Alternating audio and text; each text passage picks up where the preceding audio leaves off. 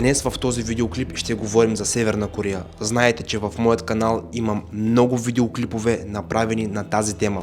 Ако се интересувате кои са те, ще поставя линк към тях долу в коментарите. Северна Корея е много интересна държава, приятели. Много интересна и странна за нас. Днес в този видеоклип ще чуете шокиращи неща за Северна Корея, които може би сте ги знаели, а може би и не. Аз съм Айхан Инфая, приятели, и ако в края на видеоклипа решите, че този видеоклип е бил ценен, образователен и информативен за вас, то бих ви помолил от сърце и душа за един лайк, един коментар и абониране с камбанка. Сега ви желая приятно гледане, приятели.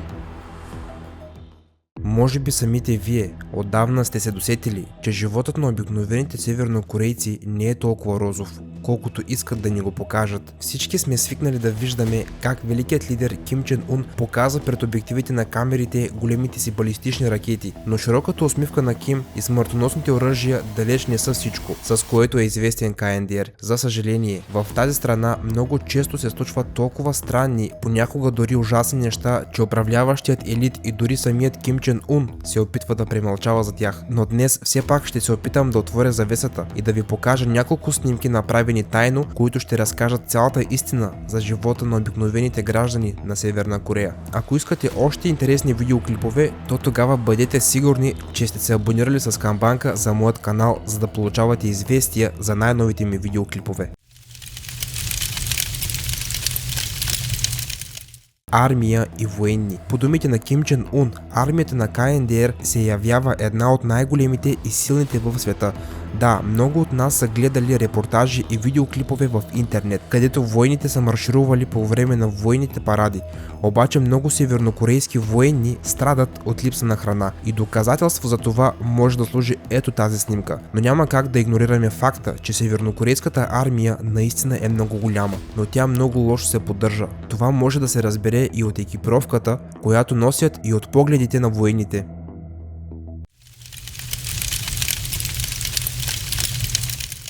Бягство от Северна Корея. Управляващият елит на КНДР, воден от Ким Чен Ун, прави всичко възможно и невъзможно, за да накара всеки гражданин на тази страна да почувства, че е постоянно наблюдаван. Особено властите искат да докажат, че бягството от КНДР е технически невъзможно, но тези кадри доказват нещо съвсем различно. На видеото се вижда как обикновен севернокорейски войник, нападнат от бившите си другари, рискуващ живота си, е решил да избяга и да премине границата с Южна Корея. За негово щастие той успява. Лекарите, които са спасили живота му, са отбелязали, че тялото му е гъмжало от различни видове паразити. Ето още едно доказателство за условията, при които служат войниците от великата и непобедима армия на Ким Чен Ун.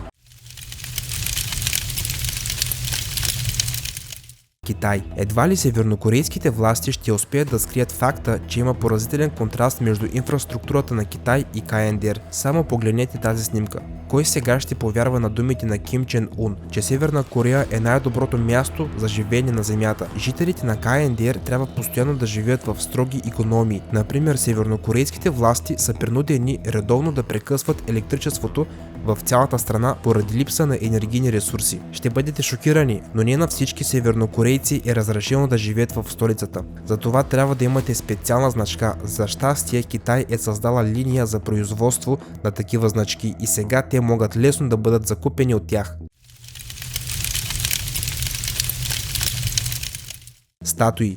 Бившето и сегашно ръководство на КНДР винаги се е считало и се считат за хора с главна буква от обикновените севернокорейци, поради което в Северна Корея има толкова много статуи и портрети на Ким Ир Сен и Ким Чен Ир. На туристите е разрешено да снимат статуите на великите севернокорейски лидери, но само в пълен ръст и само отпред. Ако по невнимание сте заснели само ръката или крака на една от статуите, или ги снимате отзад, могат да ви очакват сериозни неприятности с властите. Също така туристите нямат право да снимат всичко каквото видят. Изключения правят цветята или даренията, които се намират в близост до статуите. Деца. Ако някога искате да посетите Северна Корея, вероятно ще забележите как малките граждани на тази страна играят свободно по пътищата.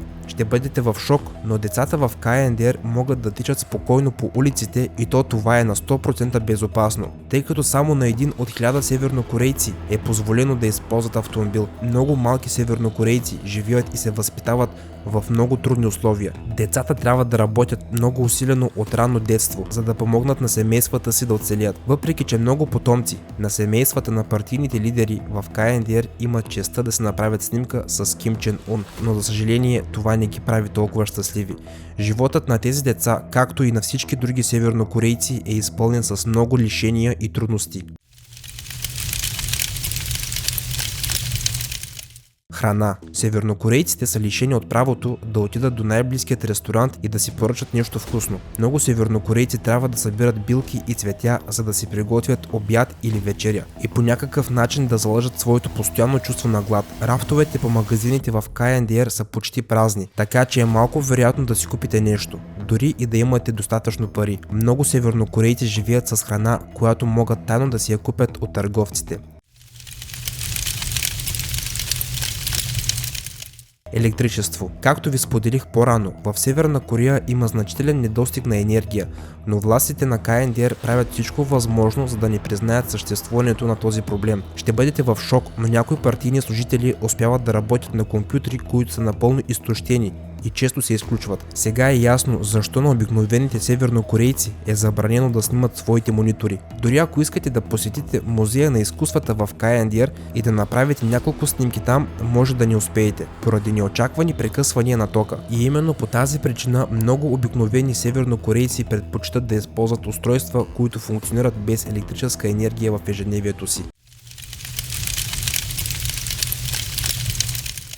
Безопасност. Някои севернокорейци изобщо не са лишени от правото да обличат бански и да се забавляват с компания на плажа, но дори по време на такава безобидна ваканция някой от органите на реда ще ги наблюдава. Оказва се, че позицията регулировчик се смята за една от най-престижните в КНДР и това не е изненадващо, защото всички регулировчици трябва да се вършат работата. Сякаш самият Ким Чен Ун може да мине пред тях във всеки момент. Ако някога искате да станете граждани на Северна Корея, пригответе се за това, че ще бъдете постоянно наблюдавани и контролирани. Всяка ваша стъпка ще се наблюдава. Именно това е причината редица севернокорейци постоянно да живеят в атмосфера на страх и ужас.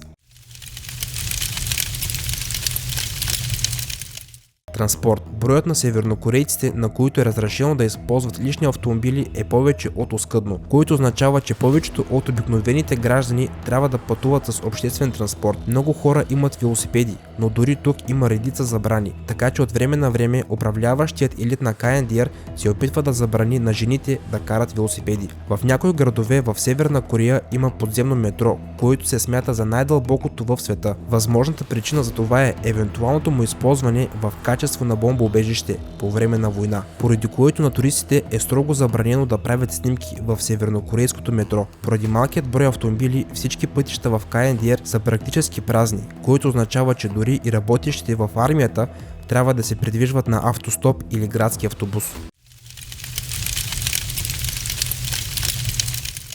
Животът в Северна Корея. За много жители на Северна Корея животът е повече от труден, защото те трябва да живеят ден за ден в условия на пълен дефицит. Всъщност и обикновените севернокорейци са принудени да измислят всякакви трикове, за да оцелят по някакъв начин. Може би за това КНДР не предвижда наличието на някакъв държавен орган като управление и защита на работната сила. Риболовът е много разпространен в Северна Корея и много севернокорейци трябва да използват обикновени автомобилни гуми като мини лодки. Няма да повярвате, но някои граждани дори са принудени да използват близките езера и реки за санитарни и хигиенни цели.